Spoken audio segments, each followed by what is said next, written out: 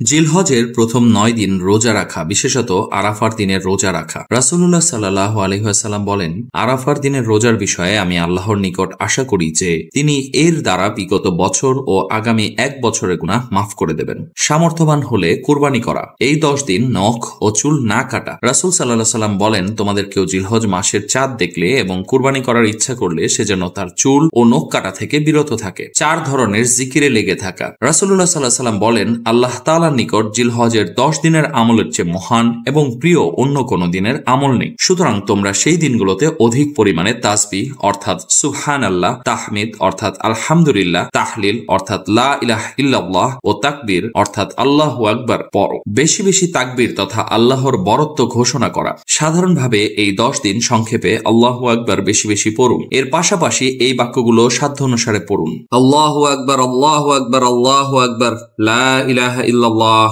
আল্লাহু আকবার, আল্লাহু আকবার, আল্লাহু আকবার, ওয়ালিল্লাহিল হামদ। তবে আরাফার দিন অর্থাৎ জিলহজের ৯ তারিখ ফজর থেকে শুরু করে ১৩ তারিখ আসর পর্যন্ত প্রত্যেক ফরজ নামাজের পর একাকী বা জামাতে নামাজ আদায়কারী নারী অথবা পুরুষ প্রত্যেকের জন্য একবার তাকবীরে তাশরিক পাঠ করা ওয়াজিব। পুরুষরা উচ্চ আওয়াজে বলবে আর নারীরা নিচু আওয়াজে। ৪টি সম্মানিত মাসের একটি হলো জিলহজ, তাই এই মাসের সম্মানে যথাসম্ভব সকল গুনাহ থেকে বেঁচে থাকা। আল্লাহ তাআলা বলেন, নিশ্চয়ই আল্লাহর নিকট সংরক্ষিত ফলকে অর্থাৎ বছরে মাসের সংখ্যা ১২টি, আসমান সমূহ ও পৃথিবী সৃষ্টির দিন থেকে। তার মধ্যে ৪টি মাস সম্মানিত, এটি সুপ্রতিষ্ঠিত বিধান। সুতরাং এর মধ্যে তোমরা গুনাহ করার মাধ্যমে নিজেদের প্রতি অত্যাচার করো না। এই দিনগুলো বছরের সবচেয়ে মর্যাদাপূর্ণ, তাই অধিক পরিমাণে নেক আমল করা। রাসূল সাল্লাল্লাহু আলাইহি সাল্লাম বলেছেন, আল্লাহ তাআলার নিকট জিলহজের প্রথম ১০ দিনের আমলের চেয়ে অধিক মর্যাদাপূর্ণ ও প্রিয় অন্য কোনো আমল নেই। সাহাবীগণ বললেন, ইয়া রাসূলুল্লাহ, আল্লাহর রাস্তায় জিহাদও কি এর চেয়ে উত্তম নয়?